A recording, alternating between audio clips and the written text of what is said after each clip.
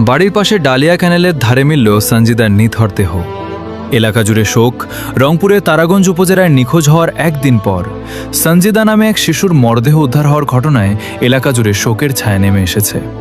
শনিবার ২০ জুন উপজেলার আলমপুর ইউনিয়নের ভীমপুর করানিপাড়া গ্রামের বাড়ির পাশের ডালিয়া ক্যানেলের ধারে তার মরদেহ উদ্ধার করা হয়।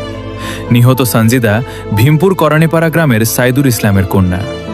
পরিবার সূত্রে জানা যায়, শুক্রবার বিকেলে বাড়ির আশপাশে খেলাধুলা করার সময় সে নিখোঁজ হয়ে যায়।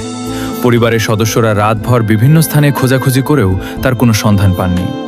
শনিবার সকালে স্থানীয় লোকজন ক্যানেলের পাশে একটি শিশুর মরদেহ দেখতে পেয়ে পরিবারকে খবর দেন। পরে স্বজনরা ঘটনাস্থলে গিয়ে মরদেহটি সঞ্জিদার বলে শনাক্ত করেন। এ সময় এলাকাবাসী সেখানে ভিড় জমায় এবং শোকাহত পরিবারের প্রতি সমবেদনা জানান। শিশুটির আকস্মিক মৃত্যুতে পরিবার ও এলাকাবাসীর মধ্যে গভীর শোক বিরাজ করছে। এদিকে আইনশৃঙ্খলা বাহিনী ঘটনাস্থল পরিদর্শন করেছে এবং মৃত্যুর প্রকৃত কারণ উদ্ঘাটনে তদন্ত কার্যক্রম চালিয়ে যাচ্ছে।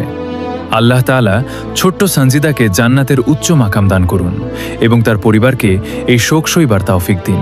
আমিন।